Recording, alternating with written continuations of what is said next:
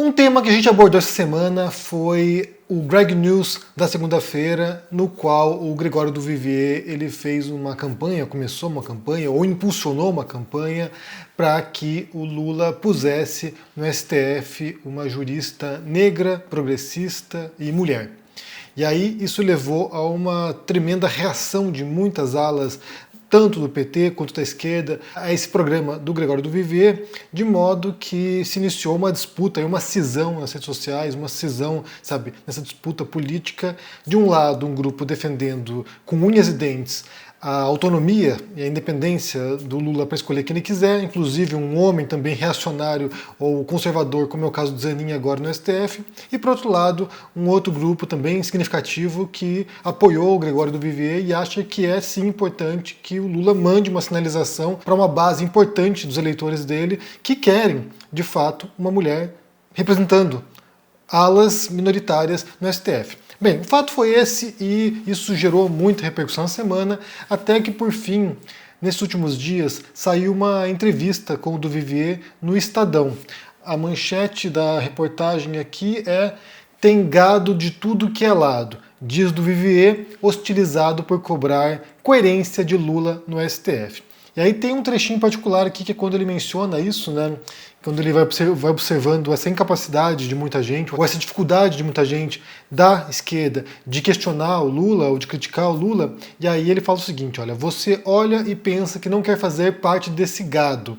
Tem um povo terraplanista de esquerda. E aí comparar, né, os lulistas, comparar os petistas ao gado bolsonarista, por exemplo, né, comparar esses últimos 4 anos, quando a gente viu uma base inflamada bolsonarista que era incapaz de questionar o Bolsonaro, que era incapaz de se descolar do bolsonarismo e apontar as falhas do Bolsonaro ou reconhecer os crimes que ele cometeu, essa comparação pegou muito mal e muita gente ficou bastante revoltada, como se já não estivesse anteriormente com o do Vivier.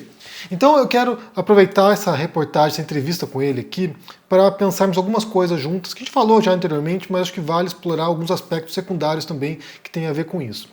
O primeiro ponto é que ele tem razão em falar que existe terraplanismo de esquerda, porque isso existe, é um fato. Existem pessoas e grupos e segmentos de esquerda que são incapazes de acessar a realidade porque eles partem de um filtro ideológico tão enviesado, tão distorcido, que realmente não conseguem mais olhar o mundo tal qual ele é. É quando o mundo tem que se encaixar à teoria e não a teoria se encaixar à realidade. E isso é um problema tremendo, né? Isso é um problema tremendo porque você tem terraplanismo sociológico, filosófico, econômico, político de esquerda também. Eu falei muitas vezes, inclusive, sobre esses tópicos aqui recentemente, né, sobre teorias conspiratórias de esquerda que são propagadas, as pessoas realmente acreditam nisso e compartilham como se fosse fato, né. Inclusive, se a gente for pensar friamente, a gente tem que pensar que, por exemplo, certas questões, como antivacina, começaram com personalidades de esquerda, porque havia essa desconfiança em relação à Big Pharma, às grandes corporações farmacêuticas, e a gente não sabe o que pôr no nosso corpo. Então, assim, algumas teorias conspiratórias adotadas pela direita hoje, elas foram iniciadas nos anos 60, 70, contra a cultura,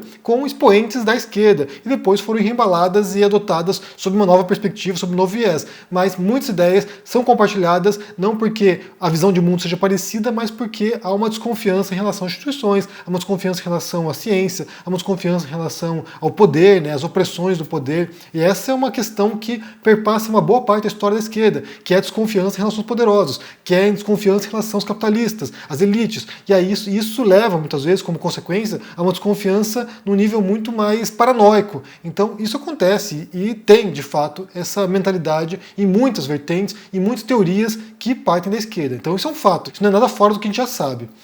O problema foi a comparação do gado, como se houvesse uma manada, né, um grupo acrítico na esquerda, de modo que seguisse tudo que diz a liderança petista. E aí eu tenho que fazer essa distinção, né? Porque durante muitos anos eu confrontei o Bolsonaro, então assim, tive contato direto com o gado bolsonarista, e depois, de uns meses para cá, eu passei a questionar certos pontos do governo Lula, e eu tive que confrontar ou me deparar com a militância, uma parte da militância mais acirrada do PT. Inclusive, nos últimos meses aqui, por causa desses vídeos críticos ao Lula, já perdi mais de 6 mil inscritos. Então assim, é uma tendência que vai continuar, porque eu não vou parar de de me manifestar sobre aquilo que me parece incorreto, ou equivocado, ou absurdo. Então, assim, se você não gosta de crítica ao PT, vai continuar tendo crítica ao PT aqui, porque é importante que a gente fiscalize, né? Como eu falei anteriormente aqui, é um papel nosso como eleitor, como cidadão brasileiro, como, sabe, agente, como participante de jogo político, que a gente seja capaz de questionar e criticar, inclusive grupos com os quais a gente concorda. Eu acho que esse é um ponto central. A crítica, ela deve ser bastante dura contra nossos adversários, porque são pessoas do outro lado e com posições muito distintas das nossas, mas também tem que ser feita em relação aos nossos próprios comportamentos e também aos grupos com os quais a gente concorda. Então, a gente não pode suspender a crítica e achar que a gente só pode criticar o outro lado. Isso aqui, para mim, é um equívoco tremendo. É um equívoco intelectual tremendo. Então, só para fazer distinção aqui, trabalhando com temas bolsonaristas, eu lidava com um tipo de militância e, por outro lado, quando eu critico o Lula, tem uma outra reação diferente. Mas o fato é que tem grupos bastante engajados e que não são capazes de ouvir crítica. No caso do bolsonarismo, o comportamento era muito mais previsível, porque é um grupo, né, em grande parte, que não trabalha com bases intelectuais, que tem pouquíssima sustentação, pouquíssima raiz, sabe, teórica para sustentar suas posições. Então, assim, havia, por um lado, o Olavo de Carvalho, que era a base, né, o sustentáculo, entre aspas, aqui filosófico, mas seria o sustentáculo teórico deles, que era um propagador de teoria conspiratória, basicamente, sem nenhuma formação filosófica, que dizia um monte de bobagens. Então, assim, havia um solo bem frágil intelectual, e depois, na base política, ali você tinha uma parte militarista, a parte bolsonarista mesmo, né, que os evangélicos. A sustentação do bolsonarismo é muito frágil, então é muito simples você contestar o que eles dizem, provar como está equivocado, e quem é militante ou era militante bolsonarista, tinha pouca base para contestar ou para confrontar no terreno das ideias. Então o que vinha eram insultos, eram ataques, eram ameaças, era, sabe, memes no geral. Então, assim, são grupos com pouca profundidade intelectual, de modo que o debate sempre foi muito raso. Por outro lado, na esquerda, há uma tendência já histórica também, desde um bom tempo, desde muitas décadas ou mais de um século, de pesquisa. Então, assim, há muita gente da esquerda que tem uma formação acadêmica, tem uma formação intelectual, tem uma leitura. Então, o enfrentamento ele é muito mais calcado em certas teorias que você pode concordar ou não, mas tem um substrato intelectual que permite pelo menos um diálogo. Então, das vezes que eu critiquei o Lula, o que você percebe aqui são textões enormes, né? Textões mesmo de pessoas tentando provar por que a decisão do Lula é mais apropriada naquele momento, por que a crítica não é pertinente. Então, assim, há uma expressão intelectual que é diferente do bolsonarismo. É bem diferente, na verdade. Então, assim, comparar a gado nesse sentido me parece um exagero, porque há realmente um embasamento, por mais que se discorde dele, para que haja essas posições. É claro que muitas vezes esse embasamento já é uma reprodução de outros intelectuais ou de outras figuras que se manifestaram. Tem lá os portais petistas, os portais lulistas, nos quais as pessoas vão lá, consultam o material, ouvem lá, sei lá, um jornalista petista falando, e ela vai e reproduz o que ele diz e transfere isso para um comentário na internet. Então, assim, muitas vezes essas ideias não são próprias dessas pessoas, elas estão reproduzindo de outras fontes, mas há uma tentativa, pelo menos, de explicitar o que está sendo pensado, o que não acontece com o bolsonarista. O bolsonarista não há diálogo, não há possibilidade de você, sabe, contestar com base em fatos, em evidências, em, sei lá, em algum raciocínio lógico o que é dito. Então, nesse sentido mesmo, há uma grande distinção entre o gado bolsonarista e a militância mais acirrada, talvez um pouco a crítica do PT. Então, nesse aspecto em particular, eu acho que a crítica feita ao do Vivier, né, de pessoas que ficaram revoltadas com essa comparação, procede, porque não é o mesmo patamar. Por exemplo, eu já critiquei algumas vezes aqui o Lula, sempre de maneira bastante respeitosa, obviamente, né, sempre de maneira a ponderar sobre as posições, e nunca fui ameaçado de morte por nenhum petista, até agora, pelo menos. Enquanto que no Bolsonaro, ali com o bolsonarismo, isso foi recorrente, né? Eu tive que ir na delegacia, na Espanha, para fazer queixa policial por causa de ameaças. Então, assim, é um horizonte totalmente diferente. O que eu percebo é que a gente pode entrar agora num outro universo, né, ou talvez um universo de aparente normalidade, pelo menos, no qual a gente possa debater certos aspectos bastante particulares e que tem a ver com programas ou políticas públicas. Não é mais ficar debatendo se, sabe, como eu vou sobreviver se houver um golpe de Estado, para onde eu vou fugir, que era um papo que eu ouvia, as pessoas vinham me mandar mensagens, olha só, se houver um golpe de Estado, para onde que eu fujo? E isso não acontece mais, pelo menos aqui nesse sentido, assim, a gente vê um terreno totalmente distinto. Agora, pode ser um embate, sabe, no campo das ideias, por mais que haja uma militância muito mais ferrenha e muito mais agitada e muito mais inflamada e que muitas vezes não é capaz de ouvir vozes divergentes. Essas 6 mil pessoas que eu perdi ao longo dos últimos meses, em grande parte são pessoas que Quando eu falava de Bolsonaro, estavam contentes porque era o adversário político, era o inimigo político, né? Muitas vezes, se for pensar em termos de antagonismo nesse sentido, era o inimigo, mas quando eu critico o Lula, não querem ouvir. Não, agora não basta, agora tem que descartar essas ideias. Quando convinha, eu comprava, quando não convém, eu descarto. E aí dá uma impressão, né, de que é uma visão muito instrumental das pessoas, né? Elas são ferramentas para um objetivo. Para enfrentar o Bolsonaro serve, colo e uso. Quando não é para enfrentar o Bolsonaro, mas está criticando aquilo que eu acredito e eu não quero ser contestado nesse sentido, não, aí tem que cuspir fora.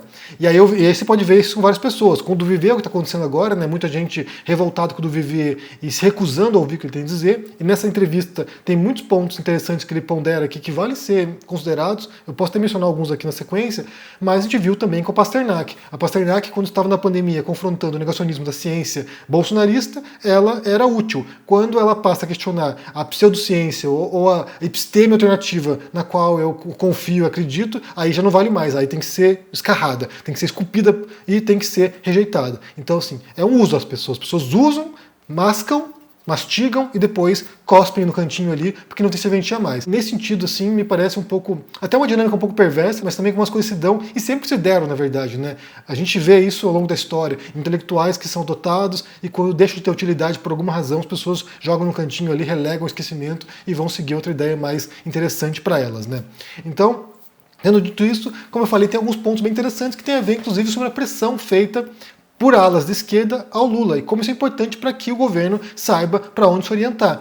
Porque o que o Duvivier menciona aqui, e é um fato também, né, inquestionável, é que a direita tem feito pressão para o Lula. Então, assim, você tem lá o Centrão agora, basta pensar na saída da Ana Moser agora, e vão colocar um cara do Centrão lá no... Há uma pressão de alas conservadoras, há uma pressão de alas direitistas no governo, e o governo, para atender, para tal governabilidade, tem atendido essas demandas, e isso tem agradado essas alas da direita, que mesmo assim não demonstram apoio incondicional ao governo. Então, assim, estou obrigando o governo a pôr lá um representante do meu partido lá, mas isso não garante que vou votar junto com o governo quando for necessário. Então, assim, eles estão chantageando o governo, manipulando o jogo político, tentando deixar o governo como refém, ao mesmo tempo que não dão promessas.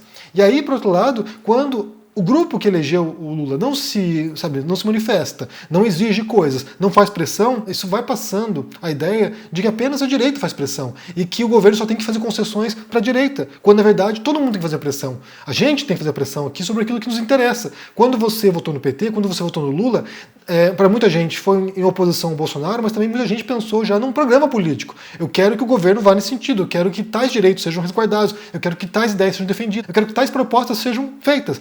E se não há essa cobrança, se não há essa demanda, se a população não se movimenta, se os eleitores não se movimentam, como é que o governo vai saber, vai ter algum referencial de quando está errando ou acertando? Se só há pessoas aplaudindo, se só há um grupo ali ferrenho, que está o tempo todo, sim, sim, sim, sim, mestre, como é que eles vão ter uma régua para avaliar quando eles se desviaram? Então, nesse sentido, é fundamental, sim, que haja essa, não oposição, mas que haja essas vozes discordantes dentro da ala petista, inclusive, que sejam capazes de apontar o erro, apontar o desvio e falar, olha, não, você disse uma coisa, você fez uma campanha eleitoral no sentido, você prometeu alguma coisa na campanha e agora você tem que cumprir.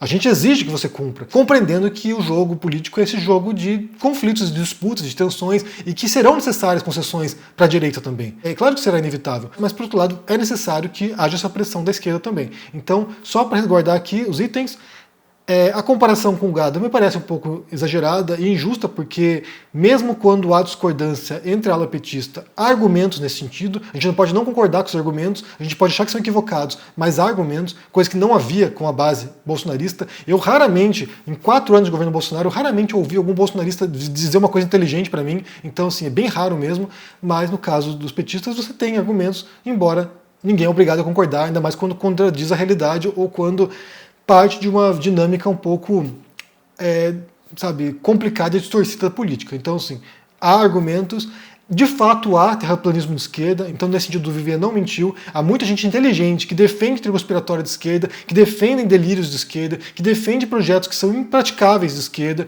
e com base em teóricos importantes, então isso existe também.